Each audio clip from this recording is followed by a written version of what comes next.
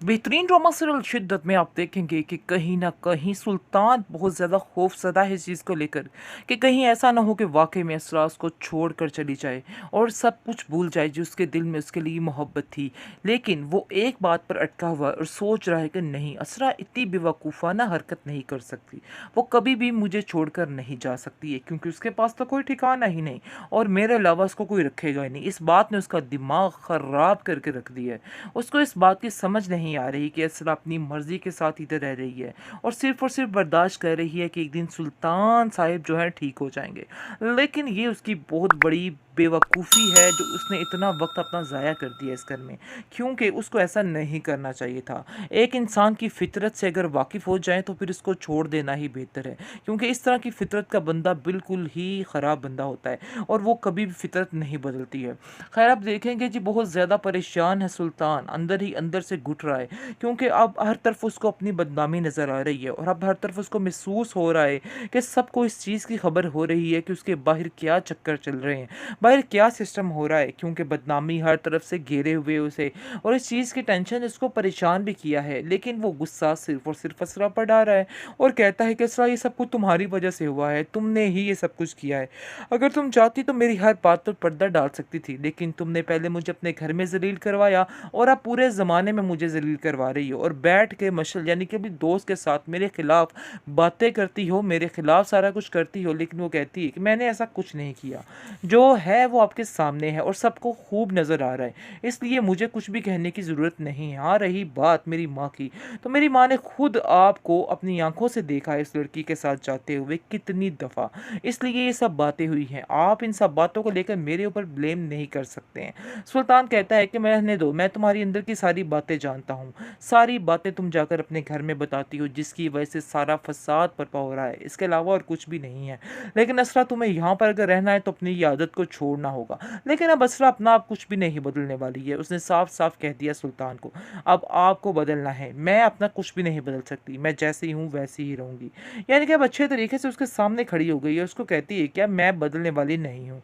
मैं जैसी हूँ वैसी ही रहूँगी, इसलिए अब आपको बदलना पड़ेगा, अपने रवैये में तब्दीली लानी पड़ेगी। क्योंकि अगर ऐसा ना हो तो मसला काफ़ी ख़राब हो सकता है। क्योंकि अब वो सारा कुछ डाल रही है इस सुल्तान पर, उसको बताना चाह रही है कि उसे अब किसी बात से कोई फ़र्क नहीं पड़ता। किसी से कुछ भी कहने की, किसी को कुछ भी करने की ज़रूरत नहीं है। वो अपनी बहू से कहती है कि हमें उसके लिए कुछ करना होगा, क्योंकि मुझे नहीं लगता कि वो इंसान ठीक होगा। मैंने उसको बहुत आज़माया, बहुत प्यार से भी बात की, लेकिन मुझे उसमें कोई सुधार नज़र नहीं आया और वो इतना चालाक इंसान है कि सबके सामने इतनी अच्छाई दिखाता है कि ऐसा लगता है कि इससे अच्छा इंसान दुनिया में नहीं है। लेकिन हकीकत यही है कि उससे चालाक इंसान मैंने अपनी ज़िंदगी में नहीं देखा है। इसके बाद अब देखेंगे कि वो कहती है कि मैं आपको पहले ही कहना चाह रही थी कि सर अपने घर में खुश नहीं है, लेकिन आप समझ रही थी कि शायद मैं गलत बोल रही हूँ। लेकिन ऐसा ही है, इस ये हकीकत ऐसी ही है, ये सब कुछ ही हो रहा है। मैं खुद उसकी वजह से काफ़ी परेशान हूँ। उसकी आंखों में मैंने बेहद उदासी देखी है, बहुत ज़्यादा आंसू देखे हैं जो छुपा के बैठी हुई है, उन जिनको बहाना नहीं चाहती हमारे सामने ताकि हम लोग परेशान ना हो जाएं। इस पर उसकी माँ कहती है लेकिन हमें उसकी समझ आ रही है, चाहे वो कहे या ना कहे, लेकिन फिर भी हम उसकी बात को समझ रहे हैं और हम उसके लिए कुछ करना चाहते हैं और करना यही है कि हमें जाके सुल्तान से दो टोक बात करनी होगी कि आखिर क्या मसला है। वो अपने आप को इतना नवाबज़ादा क्यों समझ रहा है कि बार बार असरा के साथ इस तरह का रवैया कर रहा है। हम उसको इस चीज़ के लिए कभी माफ़ नहीं करेंगे और ना ही उसको हिम्मत देंगे कि वो ये सब कुछ करे।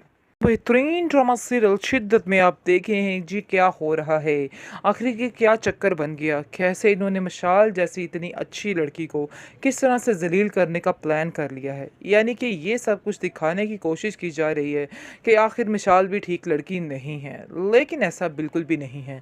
वो सिर्फ़ और सिर्फ असरा की खातिर ये सारी बातों को कंट्रोल कर रही है, क्योंकि उसे हर बार गुस्सा आया है जब जब सुल्तान ने असरा को जलील किया है और सबके सामने उससे बदतमीज़ी करने की कोशिश कोशिश की है और उसने इस बात का खरा जवाब दिया है।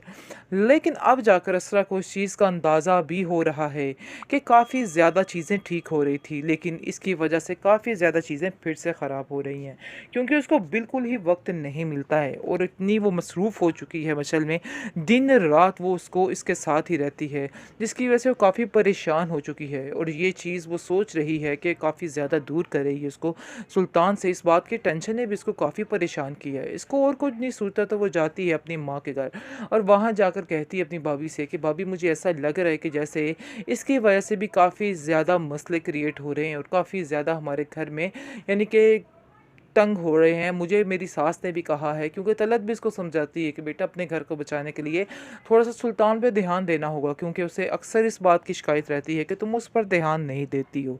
ऐसा हरगिज़ ना करना, अपने घर को अपने हाथों से खुद बर्बाद करने पे क्यों तुली हुई हो? तुम्हें इस लड़की से जान छुड़ानी होगी। रखो ठीक है, लेकिन मैं तुम्हें ये नहीं कहती कि इस मशल से अपनी जान छुड़वा लो। मैं बस तुमसे यही कहना चाहती हूँ कि तुम्हें मशल के साथ एक तरीके के साथ वक़्त गुज़ारना है, क्योंकि जिस तरह तुम उसके ऊपर इतना निछावर हो जाओगी तो फिर हर चीज़ से दूर होकर रह जाओगी, हर चीज़ से कट कर रह जाओगी। वैसे मैं तुमसे जानती हूँ कि तुम पर कभी मैंने किसी चीज़ का बोझ नहीं डाला है, लेकिन ख़ैर सुल्तान का ही इतना बोझ है, किसी और के बोझ की क्या ज़रूरत है उसको, और किसी की बात सुनने की उसमें हिम्मत ही कहाँ रहती होगी। क्योंकि सुल्तान जो है वो भी एक नंबर का, क्या बोलें उसको, कि क्या इंसान है। क्योंकि आप देखेंगे कि किस तरह से वो जानबूझकर मशअल के नज़दीक जाने की कोशिश कर रहा है। ये चीज़ असरा को बिल्कुल नाकाबिले बर्दाश्त हो रही है, लेकिन अक्लमंदी वो इस तरह से करे कि वो उससे कता ताल्लुक़ कर दे। कता ताल्लुक़ ना करे, आहिस्ता-आहिस्ता लिमिट में रह के उससे थोड़ी बातचीत कम कर दे, क्योंकि इसके आने-जाने की वजह से, इसको ज़्यादा इंटरफेयर करने की वजह से भी ये सब कुछ हो रहा है।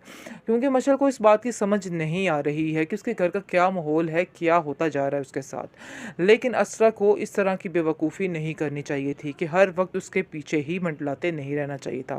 दरअसल असरा को बहुत ज़्यादा सादी तबीयत वाली लड़की दिखाया गया है कि उस बेचारी को किसी बात का कोई पता नहीं चलता है, किसी बात से कोई फ़र्क नहीं पड़ता है। बहुत ही अच्छी संजीदा सी लड़की दिखाई गई है और बताया गया है कि इसलिए इतनी साफ़ नीयत वाली लड़की को बिल्कुल भी टेंशन नहीं होती और इस लड़की के ऊपर ही मुसीबतें आती हैं। कुछ हुआ इस तरह से ही है, क्योंकि इसरा और सुल्तान की जोड़ी बिल्कुल भी ठीक नहीं है। सुल्तान जो है जानबूझकर ये सब कुछ कह रहा है। असल में वो जब का उसने ये बातें सुनी हैं, मशअल और इसके दरमियान जो गुफ्तगू हो रही थी, इस बात को उसने दिल पर ले लिया है और दिल पर लेने की वजह से ये सब कुछ कर रहा है और चाहता है कि बस अब ये काम जो है वो ख़त्म हो जाए, क्योंकि वो इस चीज़ से बेहद परेशान हो चुका है और सोच रहा है कि बस अब इस लड़की को भी इसकी ज़िंदगी से निकालना होगा। साफ-साफ तो वो कहने से रहा, लेकिन इसलिए इसके यानी कि इस तरह की चीज़ों के लिए इस तरह के हथकंडे जो है वो अपना रहा है। खैर आप देखेंगे किस तरह कहती है कि अगर आपको मसला है मशअल से तो मैं उसको छोड़ देती हूँ, उससे बिल्कुल बातचीत नहीं करूँगी। लेकिन वो कहता है कि मैंने तुम्हें कब कहा, बल्कि मैं तो तुम्हें ये कहना चाहता था कि उसके साथ बातचीत ज़्यादा बढ़ाओ, क्योंकि अगर तुम मुझसे ऐसी हो जाओगी फिर हो सकता है तुम्हारे अंदर भी कोई खूबी, कोई तब्दीली आ जाए। लेकिन मुझे नहीं लगता कि तुम्हारे अंदर कोई भी खूबी, कोई तब्दीली आ सकती है। तुम जैसी हो वैसी ही रहने वाली हो। असरा इन सब चीज़ों को सुनकर और ज़्यादा बेचैन और ज़्यादा परेशान होने लग जाती है कि आखिर मैं जो मर्ज़ी कर लूँ, इधर कोई किसी की यानी कि कोई नेकी नहीं है मेरी, मुझे ऐसे ही ज़लील किया जा रहा है।